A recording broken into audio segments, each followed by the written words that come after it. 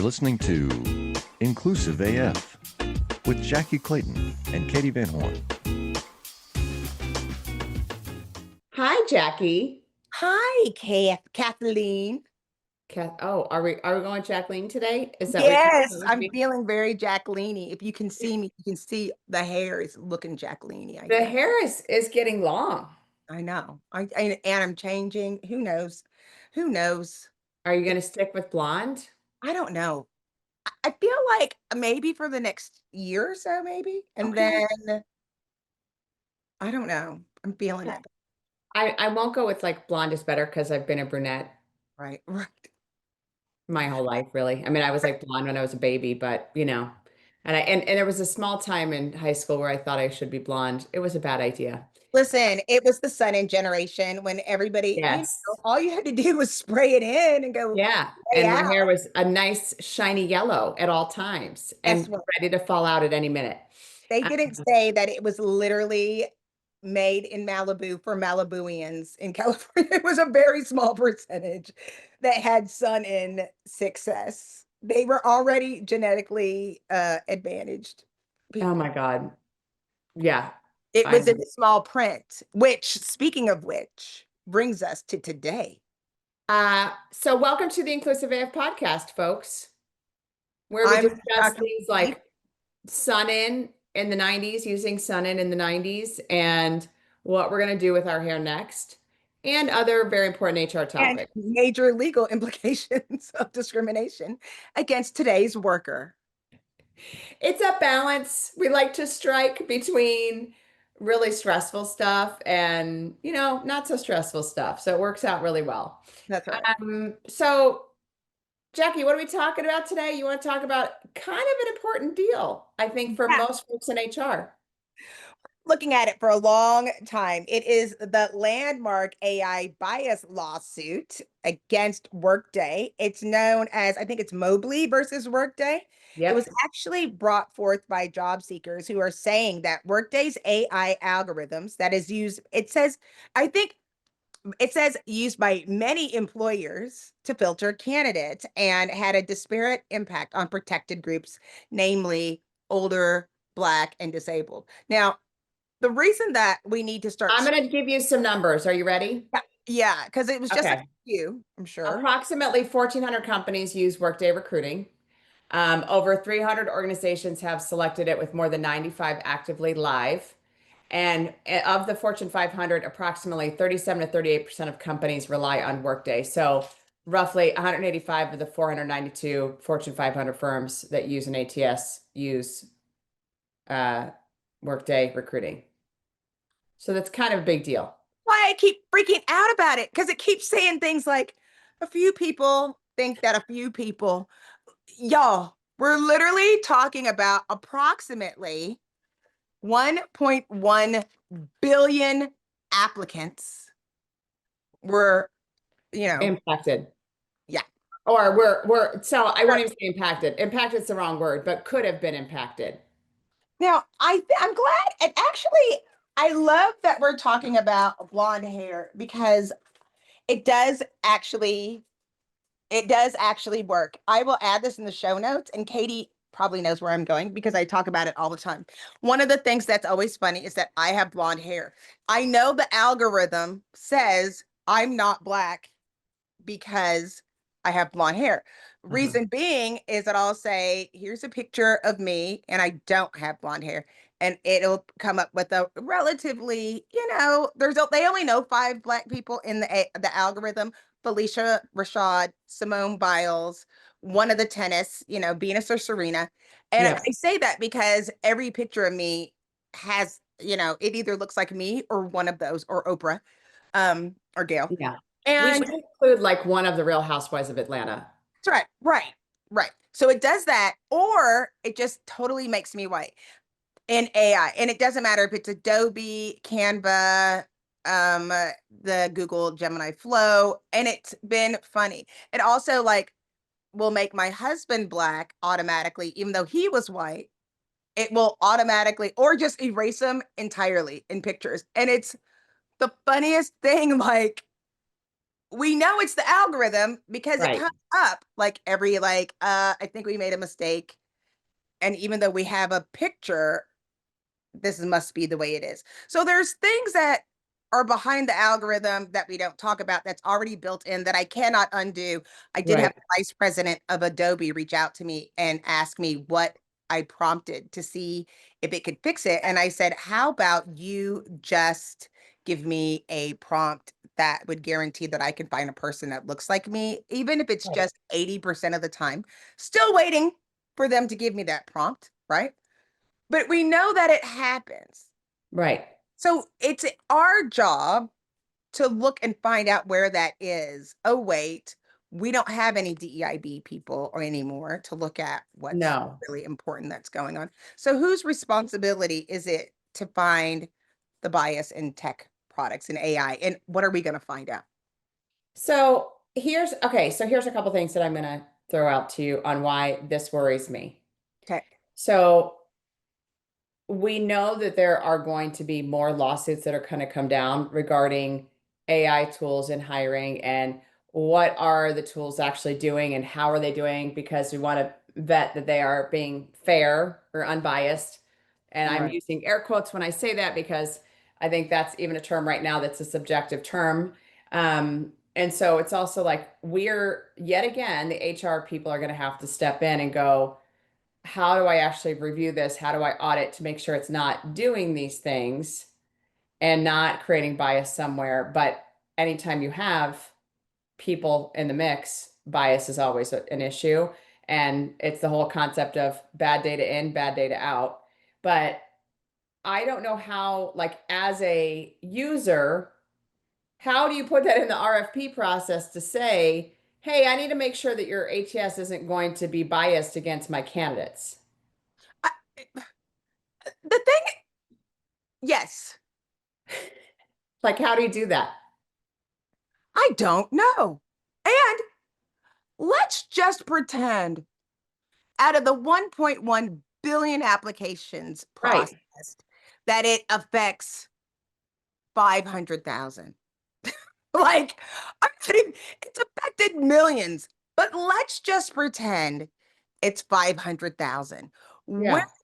How do you compensate the job potential, the future for somebody's whole world of work can be changed in one job, like the absolute trajectory, the Right. technology moving forward, like innovation moving forward. How do you what and people are not talking about this. I'm not panicked. I just think it is so important at the same time that you want to pull back from organizations when you see people like we're going to take money back from Harvard unless they get rid of their DEIB practices at the same Right. time that almost, when 40% of people are using a software that knows that people are claiming have discrimination, algorithmic discrimination, who are not speaking to this at the same time. I don't see how you can have both. Well, I guess this is the whole thing is that, and you have talked about this, I think, a gazillion times, and I know you've talked about it on stage many times about like looking at your hiring funnel data Right, and seeing where people drop off by demographics. right. And I think that is one of the biggest pieces that folks can do to, so like for those of you who are actually using Workday ATS, please make sure you are doing some sort of reporting and monitoring to say, and audits to say, when are people falling out? Are they not even getting past the resume screen? Are they not even getting past that whatever stage to say when are they dropping off and when are they being passed through all of that? Because it's not going to be Workday's fault. By No. the way, Yeah. sorry, I know you hear the ding. The only person who gets through, can you hear it? Oh, never mind. I know you don't hear the ding as you were. Okay. Please do continue. Yes. But like I think that's the part is that, for so many ATSs, I don't think people even know what reporting they should be looking at. So I think like, okay, yes, this is happening. Yes, this is impacting a huge workforce. But for me, it's so what do I do about it? Like as an HR practitioner, as a recruiter, as a whatever, what the heck can I do to make sure this isn't happening in my company and with my tools? So, Jackye, recruiter extraordinaire, tell me, what can I do? Listen, the first thing is go back and look at your numbers of what you've been hiring in the last year if you've been using Workday. The very first No, I'm sorry, no caveat. It's not if you're using Workday. I think No, regardless yeah, of yeah, your yeah, tool. you're right. But first, wait, let's start from the very beginning. Audit the processes that you have in the house and the tools that are part of those processes. Like, Right. you have a structured interviewing process. How are you coaching your interviewers? How are your recruiters selecting candidates? Are you auditing the decisions that are being made? Are you looking internally to see who you're adding to the organization? I think you know the like I believe in software and systems together can help us solve some of these things that are going on. Make sure Right. that you have the systems in place that are gonna give you fair results as close as you can, right? Right. There's not going to be anything that's going to be a perfect system, but know that you can go back to your people and saying that we are auditing these processes and we are going to take responsibility for any adverse effects and make sure that we fix those things and we're not going to let this stand. Like, start with that, right? Call your organizations that you're using the software and ask them, how are they taking care and mitigating any risk that could potentially happen? And where are they getting the information that is in their data set?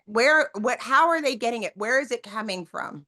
So, yes, and what I would add to that is at the end of the day, whatever they're doing, you obviously, yes, you want to know what's happening, but at the end of the day, the liable party, I guarantee, will be you. It It will is not be you. that platform. It will not be that tool. You're the one that's going to get the discrimination claims, the ADA claims, whatever other claims you might get. So, like, that's the part that is like, this isn't just a cute, maybe this is going to be an issue. This is real life, could be impacting you right now today, and you could have a similar situation that Workday is now up against. And what I know is going to happen here is, regardless of what happens with this Workday lawsuit, there's going to be a trickle down of some sort with either you all have to look at your contracts better and make sure that, your legal team is looking at it from a liability exposure.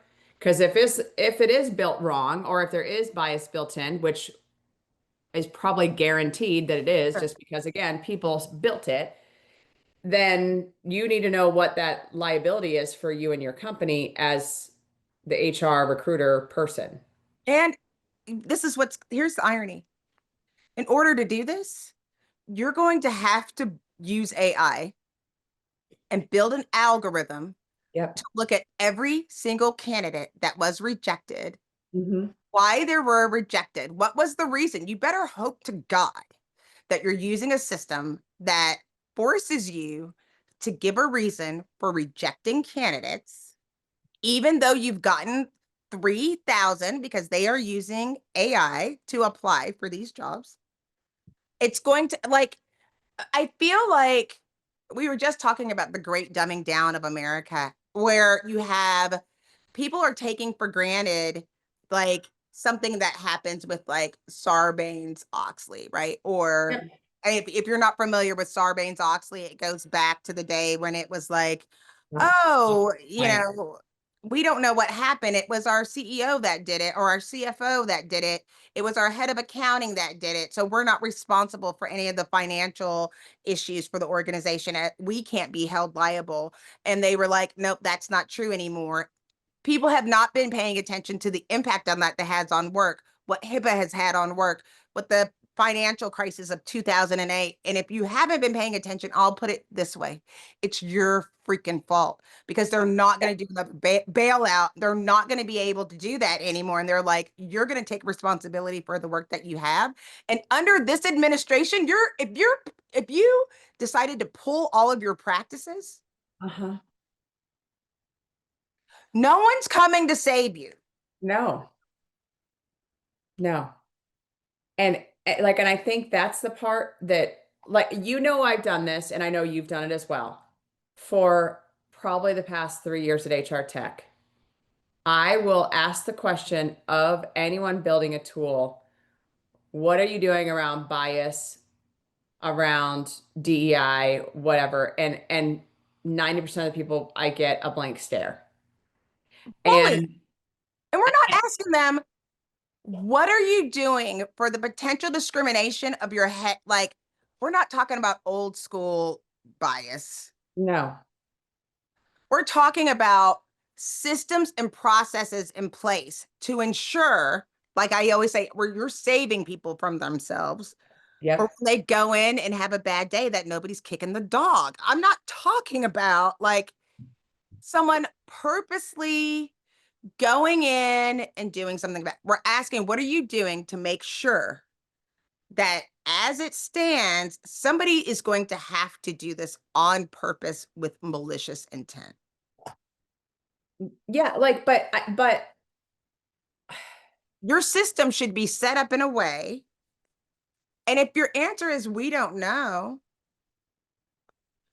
your gut, this is going to be, listen, this is about to get, people are watching. And the fact that a judge is allowing this to go through, it doesn't matter what's going to happen moving forward, because the people that are responsible from a judicial standpoint, from a litigation standpoint, will know that there is money here, and they are just looking for this to be a problem. And they're looking at people being irresponsible for doing this. understandable. And it's, And quite honestly, they should be. They should be looking for those they issues. should have. Because we should not have them. But I asked our friend ChatGPT, Oh, I love Chat GPT. so I just asked them who's using like what platforms have like real-time bias detection or analytics that flag anomalies. iSIMS, they're utilizing AI and advanced analytics to highlight disparities in applicant pools and promote diverse hiring practices. So go iSIMS. And to be clear, these are not any type of endorsement of any of these tools. This is merely us, again, using our friend ChatGPT. Right. Entelo is also doing something with diversity modules that analyze candidate demographics. JobVite's JobVite is using tracking features to surface demographic gaps, which I kind of like that concept too, is like who isn't applying. And I think that's where JobVite is going with it, is more who's applying and who's not. So like, are you sourcing from the right places to get a diverse pool of candidates?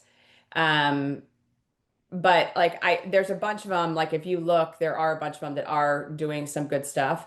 It looks like, iSIMS is doing a lot, which is good.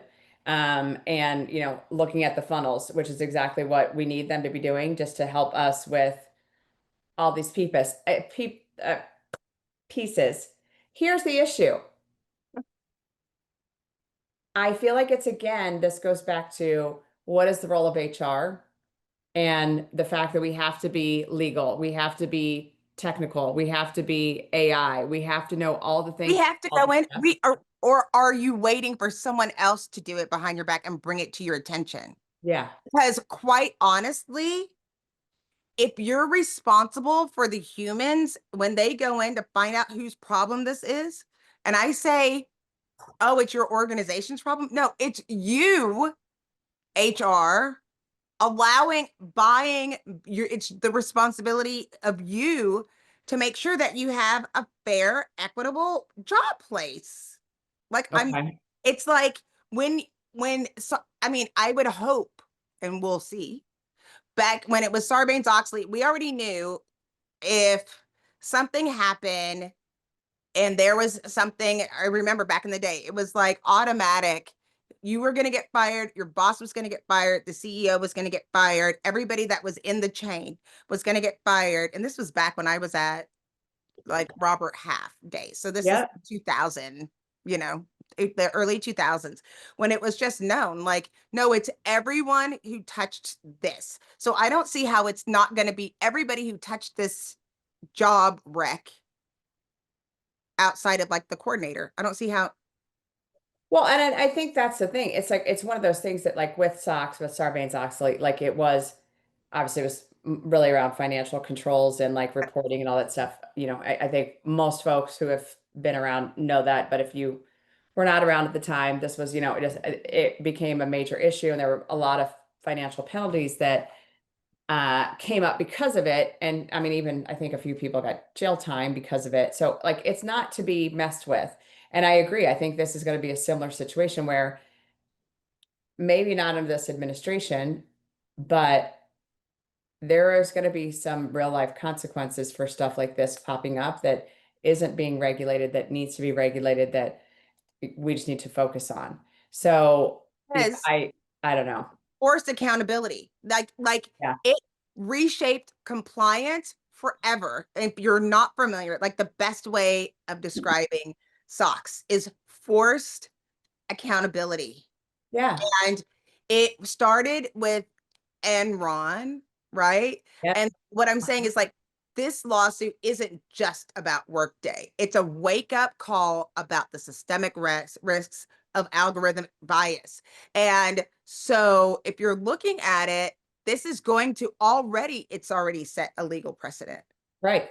Right. Like I think we're talking about this in very like high level terms. But yeah. you said something earlier that I think is really critical to consider for all of us to consider. It's really about the fact that who are you not hiring or who are you missing out on, and how are you not building out a team that actually has, excuse me, diversity in it?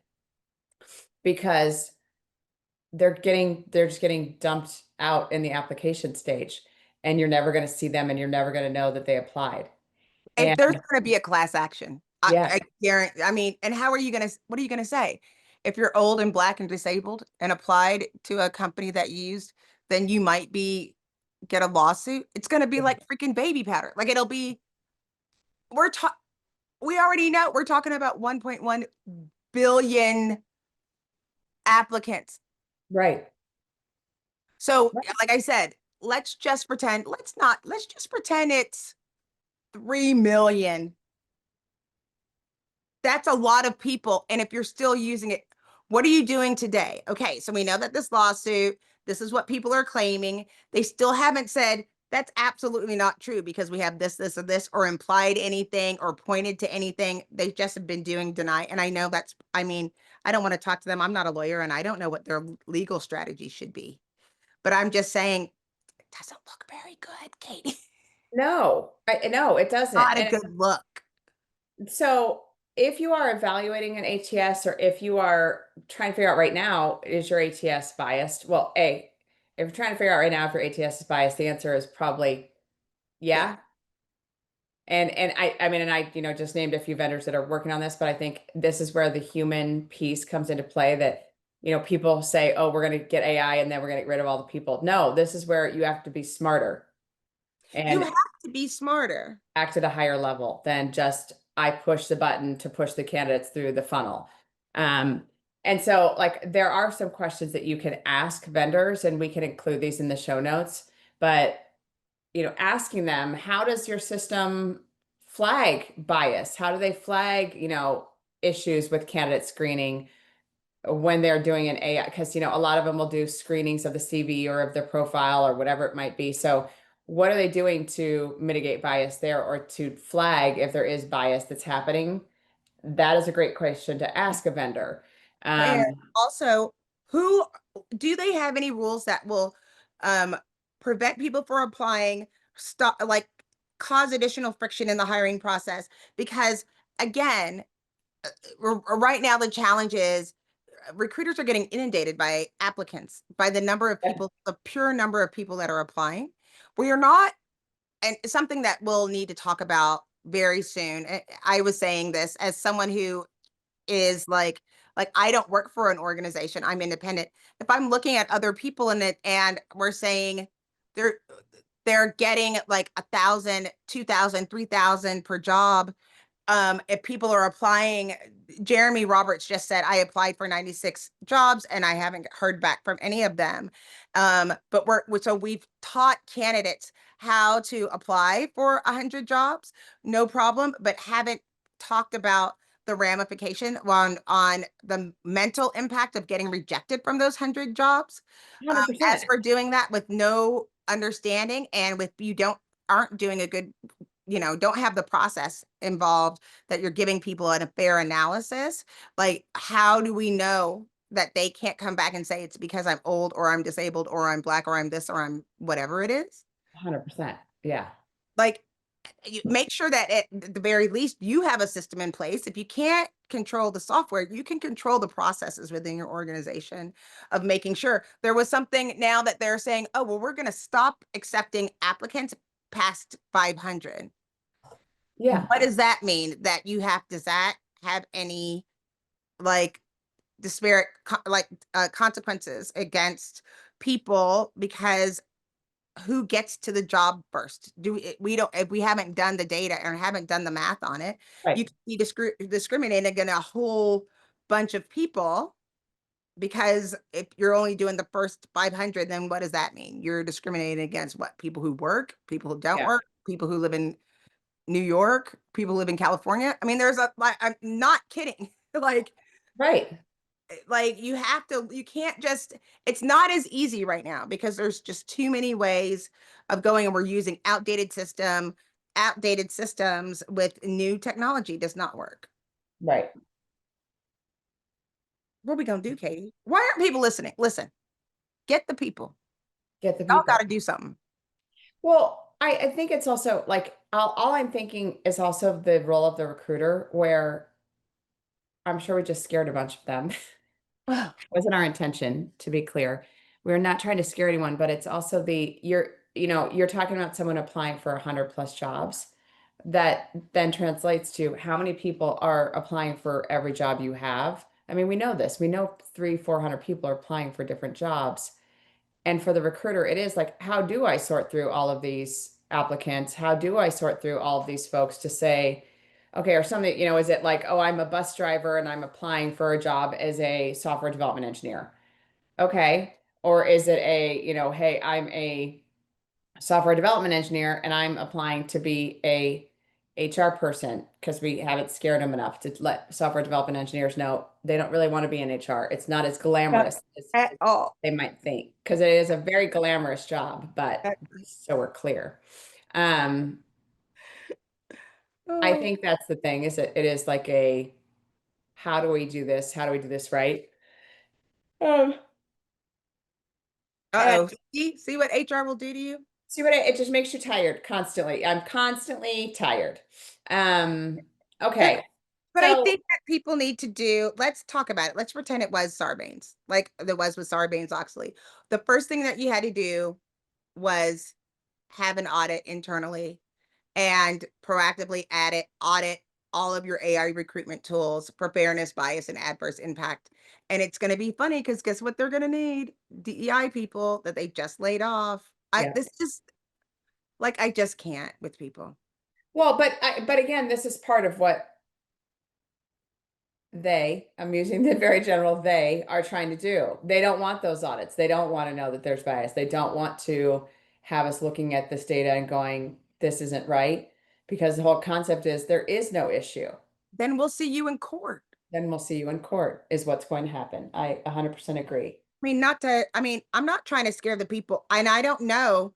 We don't know what's going to happen. It's still very possible that a judge says, no, we're not going to see it. We're not going to listen to it.